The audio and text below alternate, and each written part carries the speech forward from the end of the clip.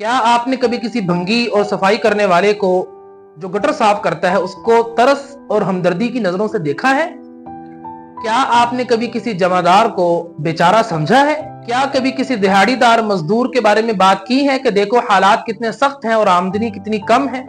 इन पर तरस खाना तो दूर की बात, मुआशरा इन पर फख्र करता है कि देखो कितनी जबरदस्त बात है कि अपने हाथों की कमाई खा रहे हैं, हलाल कमा रहे हैं, हराम से बचे हुए हैं, मेहनत कर रहे हैं।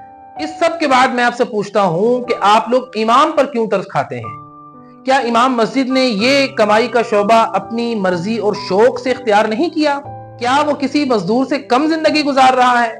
जब वो खुद अपनी इस तरह की जिंदगी गुजारने पर राजी है, खुश है, तो आप कौन होते हैं उस पर तरस खाने वाले? क्या उसके साथ दो हाथ और दो पांव नहीं लगे कि वो उनको इस्तेमाल करके कुछ इजाफी आमदनी का एहतमाम कर ले? क्या उसके पास अकल और जहन दूसरों से कम है कि वो उसको इस्तेमाल करके कुछ कमाई कर ले?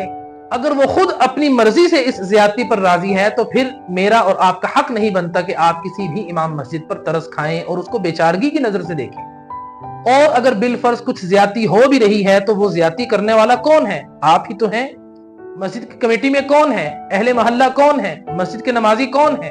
आप हैं। आप ही तो हैं जो इमाम मस्जिद के साथ जुल्म और ज्यादती कर रहे हैं। लिहाजा आपको चाहिए कि आप ज्यादा सगे ना बने, कोई मसला है तो हल करें, नहीं तो फिर इमाम मस्जिद को बेचारा ना समझें और ना ही बताएं।